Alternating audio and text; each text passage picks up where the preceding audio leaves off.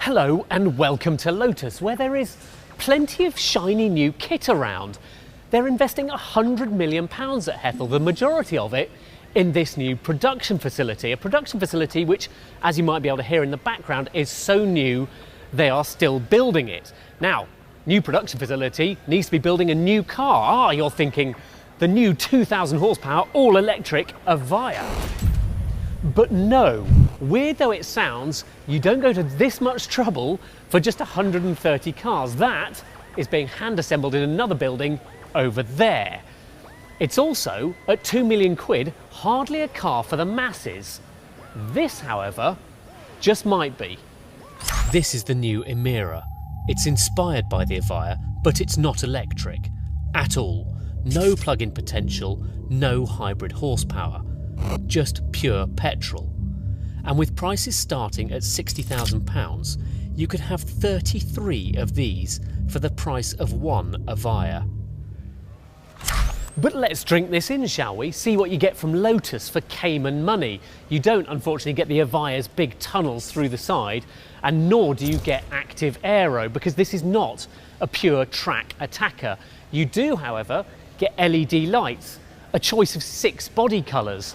You can have your brake calipers painted in 4 different colours. The wheels, you have a choice of 5, so you'll find something to match your shoes, just maybe not these ones. But one of the main reasons they've built this facility is because they need to build the cars better. A leap forward in terms of fit and finish is promised. Better materials, better technology. These cannot come out smelling like glue. And the best place to judge that is in there. Right, let's jump into the Mira. And first things first, how easy was that? No massive high sill, no sort of hunching your knees to your chin as you get in. That's all really good. And when you're in here, this design is really good. It's just clear and clean, and there's not too much going on. It feels well organised. Now, I should point out I'm sitting about 20 mil higher than I will be in a production car because these seats aren't finalised yet. Steering wheel driving position on the whole though feels really encouraging straight away. Lovely Alcantara steering wheel, not too sure about the squared off bits at the top and bottom.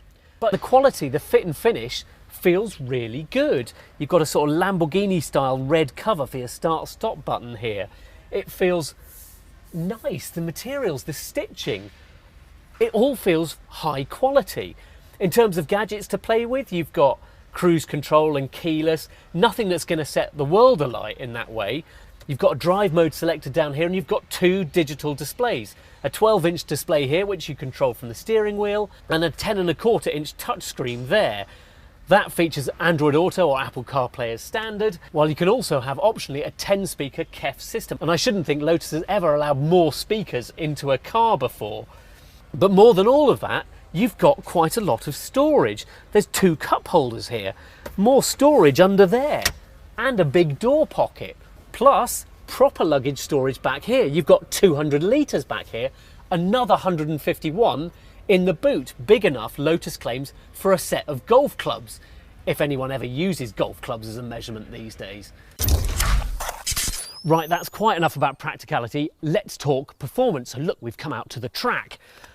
All versions of the Mira are obviously mid-engined and rear-wheel drive only, but there's more under here than just a Toyota 3.5 litre V6. That will be the first engine available. It's a 3.5 litre supercharged engine, and all Lotus have said at the moment is going to have between 360 and 400 horsepower. But that's going to mean it's good for 0 to 60 in 4.5 seconds and about a 180 mile an hour top end. And you'll be able to have that with either a manual or automatic gearbox. But there's another option. You can also have a twin clutch gearbox. And if you have that, the engine doesn't come from Toyota. It doesn't come from anyone else you might expect. No, it comes from AMG. That's right, Lotus has started up a technical partnership with AMG that's going to see the Mira fitted with the 2 litre turbocharged engine from the A45. Now, they're being a bit coy at the moment. They're not saying whether that's the full house 415 horsepower engine or the lesser 381 horsepower engine. But either way, that's a very high-tech piece of kit to put in the back of this new Lotus. The only thing is, it's likely to be a bit of a one-off partnership with AMG because Lotus has said this will be the last car they fit with an internal combustion engine. It's almost like they've sort of gone to the bosses and gone, please, please, can we have one last great engine in the car? And they have. Suspension, down here. You can choose between Tour and Sport, and obviously Sport is that bit stiffer. All versions though come with hydraulic steering, and we like hydraulic steering. It's unusual these days. Most people have switched to electric racks because they're more efficient, but hydraulic racks have better feel. We can guarantee already pretty much that this car will steer beautifully. It's not long either. It's only just under 4.5 meters long, and that means that it's going to feel nimble and wieldy on track, and it's quite wide as well.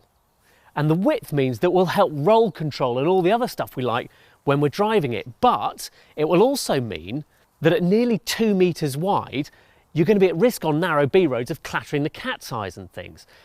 This car is as wide as a Bentley Continental GT. What I need here is some sort of size comparison just to show you that. Here's a car you'd never say was too big. It's the original Series 1 Lotus Elise. And look at the size difference between these two. There's 25 years of growth for you, but also a quarter of a century of better safety, technology, luxury and everything else that goes with it. And that explains why this one is nearly twice the weight of that one. But still, in the grand scheme of things, 1,400 kilos, that's pretty competitive. But I wanted the Elise here for another couple of reasons.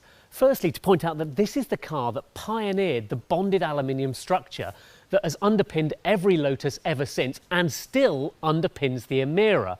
But don't go thinking that means the Mira uses an old Evora or Exige platform. Same technology, but all new underneath and built in a brand new facility.